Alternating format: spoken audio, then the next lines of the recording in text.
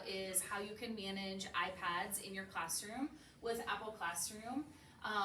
You as a teacher will set this up. You're going to use the Apple Classroom app, and you're going to use the Apple Classroom app to add a class. You're just going to click the plus and give it a name. Open that up, and then you're going to tap invite students.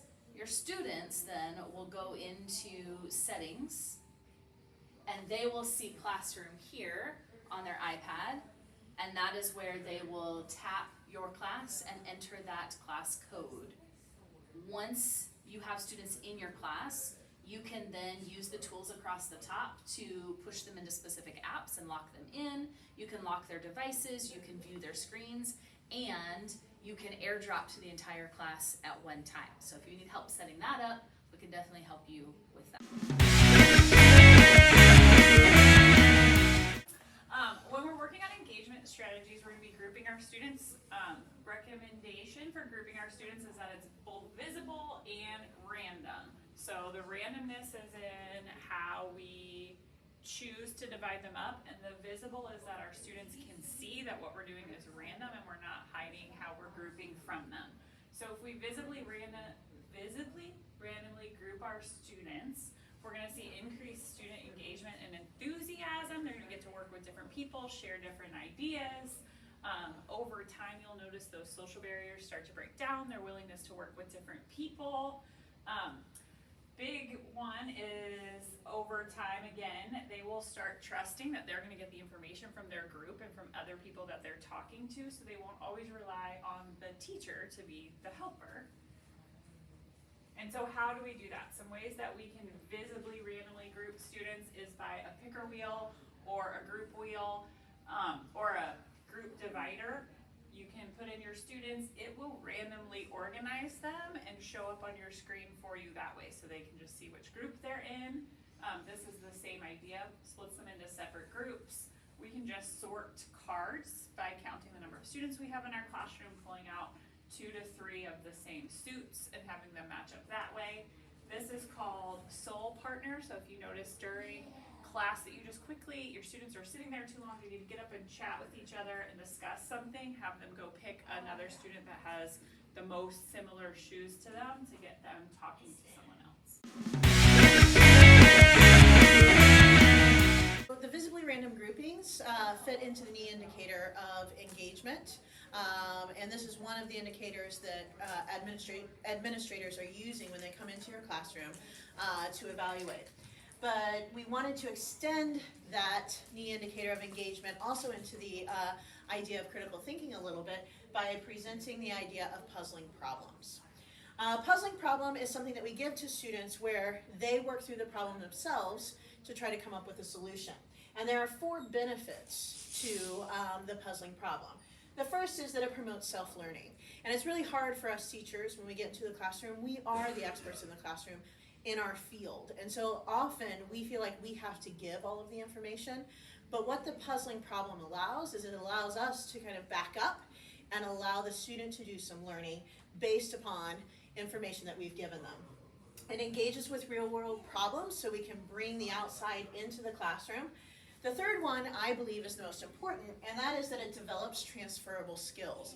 What research is showing us right now is that one of the things that's an impediment to students learning the concepts that we are presenting in class is just their lack of background knowledge. They're not able to transfer skills that they learned in one class into another, and they're not able to transfer the knowledge that they're gaining in the outside, in the real world, into the subjects that we're teaching them here in school. And then the last one is that puzzling problems allow for and encourage intrinsic rewards. So students can feel accomplished or feel like they win when they solve the problem. So one of the strategies that we can use for puzzling problems is a placemat strategy. This is developed by Trojan. And the idea of a placemat is I'm just going to take a concept that I'm teaching in my class. And I am going to gather as many resources as I can find from various texts and put them all together into one spot. Now, I could do this as a placemat that I just show on the screen, but I could also do this and print it out so that groups of students have it. I could do various placemats for a concept and have students group around one placemat, work with it, and then move to another placemat. But if you look up here, you will see that I have paragraphs from news stories, I have headlines from news stories, I have pictures and cartoon characters and memes, I have diagrams, I have equations, I have ingredient lists, I have flow charts, and so I've tried to grab every type of text that I can about this concept and put it together. So then what do students do with a placemat?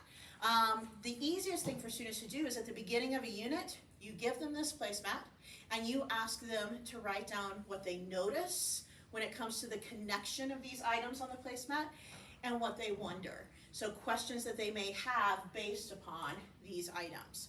You can do this in various ways. You could have them mark it up if they have it on their screen. You could use Post-it notes and have them share those Post-it notes, which we'll talk about in just a moment. The big thing for you to remember when it comes to the placemat strategy is that this is creating formatives for you.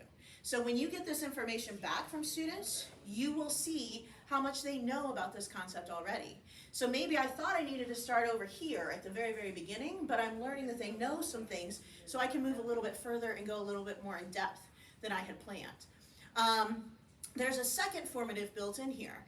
If I have students ask questions about the connection of these items, then I can pull those questions, and as I go through the unit, I can come back to those questions to check for understanding as well.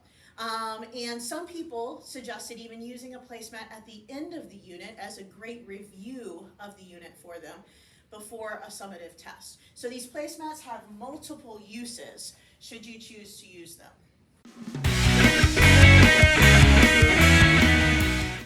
Okay, so you've done the placemat and you've had students write down their wonderings and their noticings on Post-it notes, okay? So what I would maybe do, how we can tie iPad into this to get every student participating and interacting, is to compile all those Post-it notes together and use the app Post-it Plus. It looks like this. It's actually probably just called Post-it. That's in Mosel for you to download.